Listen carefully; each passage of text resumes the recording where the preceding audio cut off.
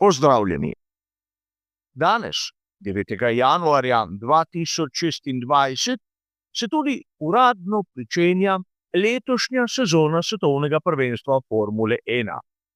Zakaj in predvsem kaj to pomeni za kanal Mudger's Way, pa kot ponavadi v naslednjih minutah.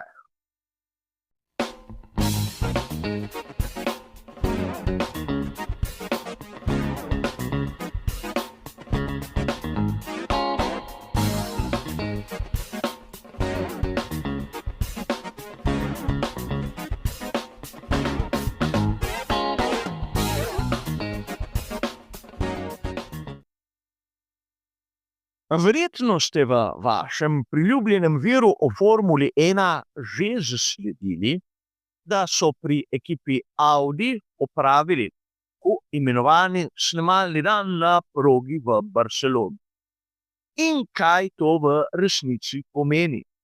Ekipa je imela priložnost z eno šasijo napraviti manj kot 200 kilometrov.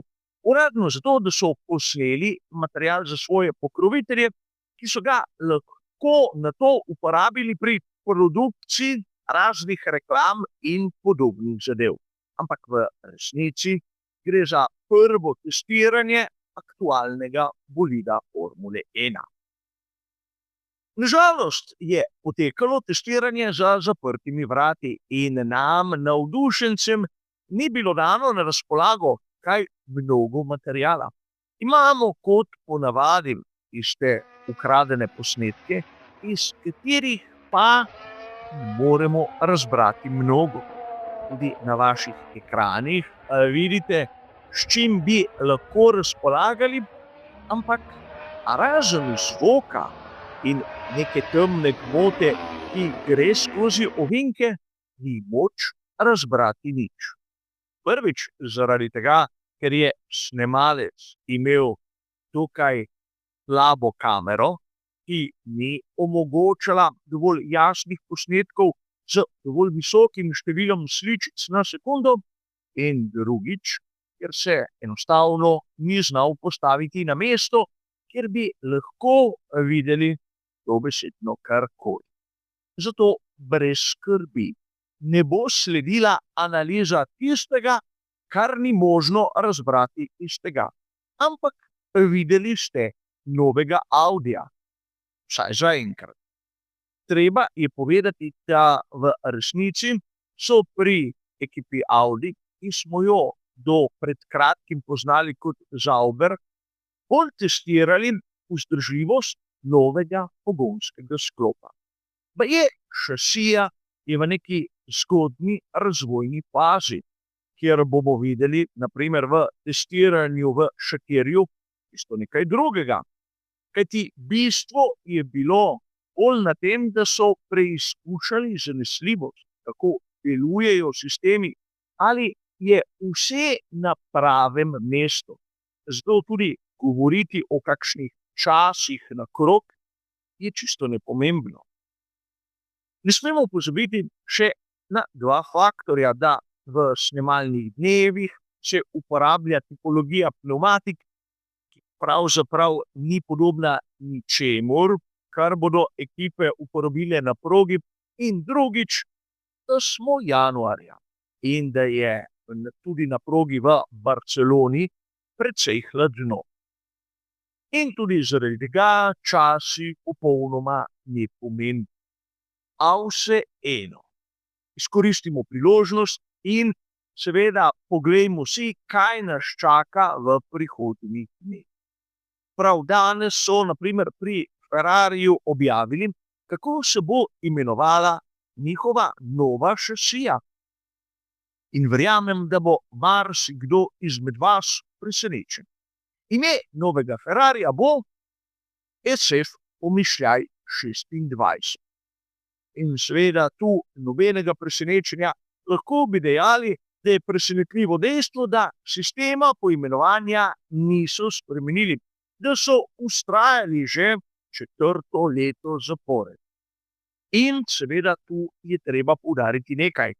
Zakaj sem tako pikolovski, zakaj tako močno poudarjam, tisti pomišljaj, ki ga mnogi izpustijo. Poglejte si, kako se je imenoval Ferrari iz sezone 2021. In bodite pozorni, ali je takrat v imenu bil prisoten kak pomišljaj. In seveda razumeli boste, zakaj. Druga novička, ki je pomembna, je pa naslednja. Celo pri tovarniški ekipi Mercedes so prijavili snemalni dan in to v nedeljo ali ponedeljek. Torej, tudi pri Mercedesu se pospešeno pripravljajo na začetek letošnje sezone. In tu je treba povedati, da ni za pričakovati tudi strani ekipe Mercedes kakšnega uradnega materiala, ki nam bi predčasno pokazal novi dvojni V17. A pustimo zaenkrat to pri strani, v naslednjih dneh bo dokaj pestro.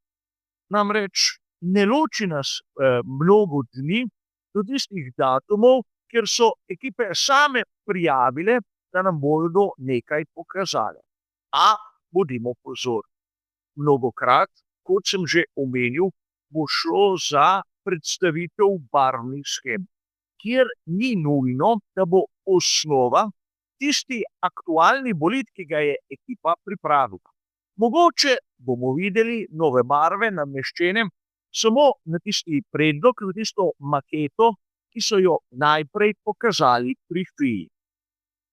In seveda na kanalu Badgersway bomo tudi barvnim shemam posvetili nekaj pozornosti, ampak skušal bom biti čim bolj odkrit, čim bolj natančen in bom mnogokrat, morda celo prevečkrat poudaril, da v resnici gledamo samo, kako bo izgledal bolid v tisti novi barvni shemi, ampak da je osnova morda tista, ki so jo predstavili pri FIA, da ne bo kdo zavedel.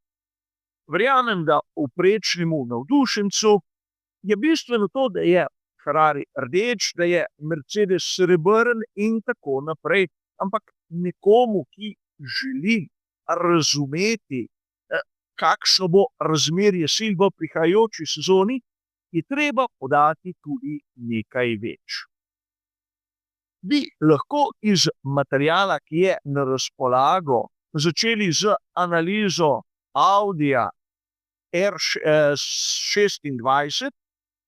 Menim, da ne, kajti kot sem že omenil, kvaliteta posnetkov je enkratna in treba je pri takšnih zadevah biti malce bolj natančen. Nimamo nič kaj oprijemljivega v rokah, zato bo bolje počakati na neke fotografije, neke posnetke, ki nam bodo dali praktično tisto, kar iščemo. In seveda, kot smo že premnogokrat omenili, letos bomo priča tako spremembam na aerodinamičnem področju, kot na področju pogonskih sklopov. Zato moramo biti izjemno pozorni. Pozorni pri iskanju trendov, pozorni pri iskanju dobesedno posebnosti, ki bodo lahko edinstvene za posamezno ekipo. Kot pred začetkom vsake sezone bom tudi tokrat napravil poseben razdelek, posebno skupino prispevkov, kjer bomo skušali razumeti, kaj so pripravili pri posamezni ekipi. Zadeve bodo seveda ločene med barvnimi shemami in praktično tehničnim razvojem, ampak letos imam občutek, da bomo za vsako ekipo imeli mogoče 2 ali pa celo 3 posebne prispevke. In še tu bomo lahko videli, kaj so pravzaprav naredili v tem, bodimo iskreni, mesecu premora. Namreč na začetku decembra smo se poslovili od sezone 2025, na začetku januarja smo pa videli prvi bolid, ki je že opravil, recimo temu, neuradno testiranje. Na kaj bomo morali biti pozorni? Seveda na oblike tako prednjega kot zadnjega aerodinamičnega stabilizatorja, kjer imamo ogromno novosti.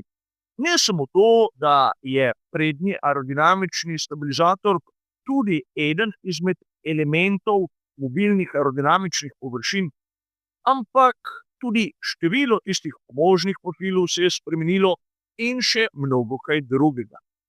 To, da v letošnji sezoni ne bo več bolidov z tako imenovanim talnim efektom, ne pomeni, talnega efekta ne bo, bo le manjši. Eno izmed vprašanj, na katero bomo skušali skupaj dobiti odgovor, bo naslednje, namreč se bo zopet pojavil tako imenovani rake oziroma kot nad asfaltno površino. Tema, o kateri smo precej na dolgo govorili v tistih prejšnjih obdobjih in seveda še marsikaj drugega, kar bomo skušali razbrati iz fotografij, iz posnetkov, ko bodo prvič ti dovolj dobri in seveda tudi nam na razpolago. A treba je poudariti, da, kot sem že omenil, s tem testnim snemalnim dnevom Audija se je uradno vse skupaj pričelo.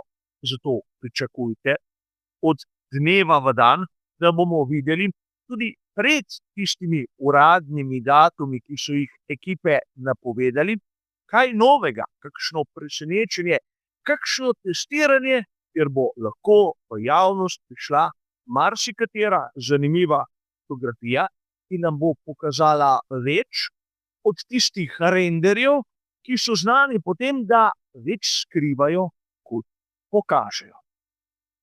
A zaenkrat za ta naš malce nekonvencionalni uvod v letošnjo sezono bo to vse. Hvala za vašo pozornost in nasvidenje.